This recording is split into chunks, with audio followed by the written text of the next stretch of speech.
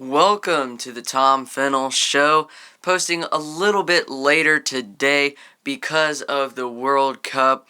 We were able to watch the 7-1 routing of Brazil. Germany did a spectacular job in getting to the finals. Today, we're talking World Cup. We're also talking a little bit of baseball, a little bit about the home run derby, and some big-time pitchers on the DL.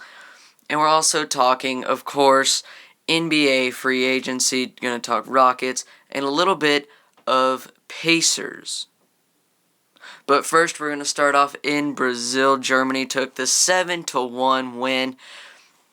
Just an all-around spectacular performance from Germany. They came out and they controlled the game from the beginning. They had 5 goals in the first half. Just a spectacular performance. They were able to stay on Brazil's half of the field. They were able to maintain possession, and all in all, the game was going to be Germany's no matter what. Brazil just didn't really seem to have any life whatsoever. Obviously, having the stars out definitely hurt Brazil up front, and trying to move the ball.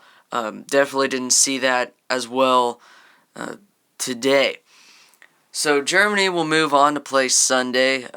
Brazil will play on Saturday to determine the 3rd and 4th place spot. Tomorrow, it's the Netherlands and Argentina. They will be competing for a spot on Sunday in the finals. On now to baseball and the home run derby. Yasiel Puig and Adam Jones both saying that they will compete in the derby. Puig definitely having an okay year out in LA. Not as good as his rookie year, but we'll see how things go on with Yasiel Puig. We'll see how the rest of his season goes. Adam Jones playing with the Orioles. Orioles definitely putting up a lot of home runs this year, so we'll see how Adam Jones does in that competition. 2 big pitchers go on the DL. Josh Beckett for the Dodgers. He pitched the no-no earlier this year. 15-day deal with a hip injury. He's definitely pitched very well for the Dodgers. We'll see how they fare without him. Justin Masterson for the Indians. He's on 15-day DL with right knee inflammation. Masterson definitely a huge part of this Indians team, and how they compete. They know that every 5 days he's able to go out there and get a win. So we'll see if how big of an effect this has on the Indians. But I think he can get back and in good performance within the 15 days. On now to NBA free agency. The Rockets offering Chris Bosh the 4-year, $88 million deal. They definitely put their name on every single free agent. They've been talking with Carmelo Anthony, LeBron James, and Chris Bosh. I think that this would definitely be a good move for Chris Bosh, one. But if you're offering Carmelo Anthony and Chris Bosh money, when it comes down to it, it looks like that Houston's going to fall short of LeBron and Carmelo Anthony.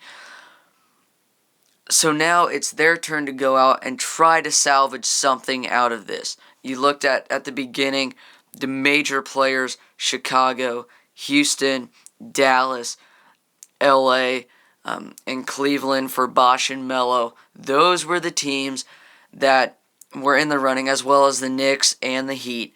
Those were the teams that looked like they were going to be on top and looked like, but there's 2 players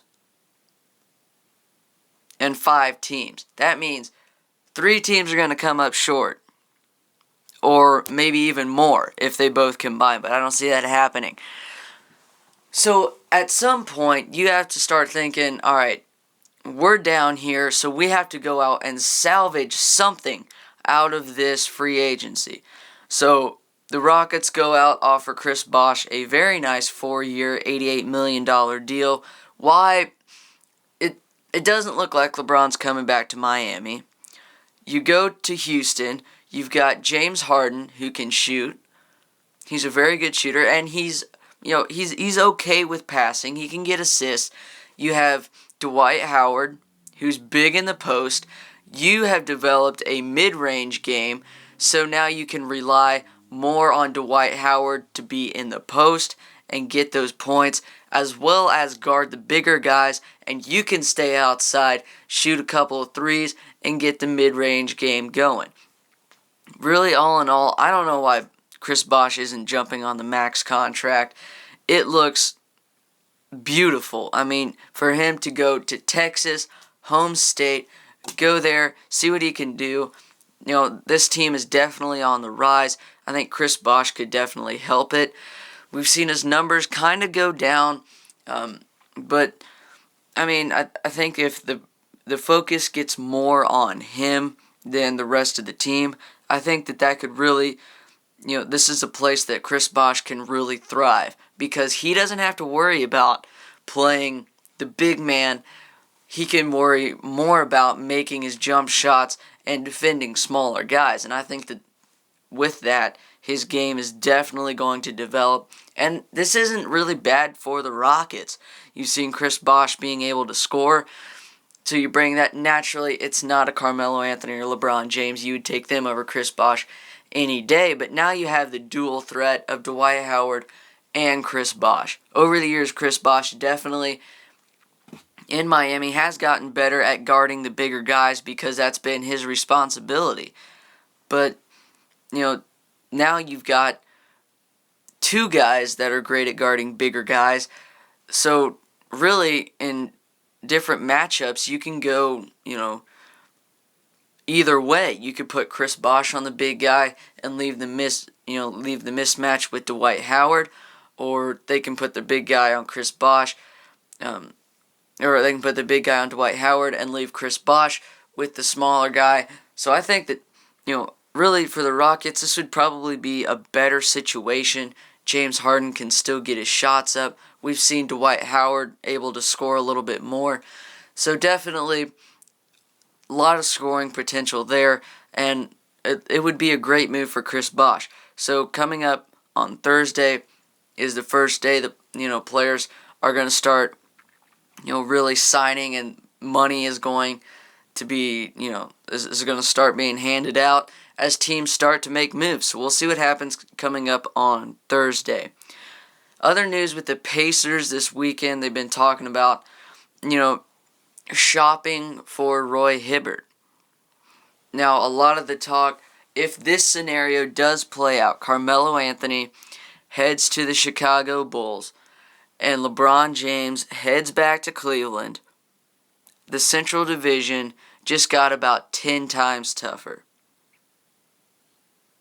It's going to be the Bulls, Cavaliers, Pacers, and Bucks. There's your Central Division. The Pacers don't fare, I don't see them coming back and having a great year. So why not unload now and look towards the future? The best option that I've heard, trading Roy Hibbert to the Celtics for Kelly Olynyk and Marcus Smart. Building young. Kelly Olynyk, he has definitely proved himself in Summer League. He's been able to consistently score and defend at a high level. Now, he's not as tall as Roy Hibbert. He's definitely not going to have that post presence as Roy Hibbert.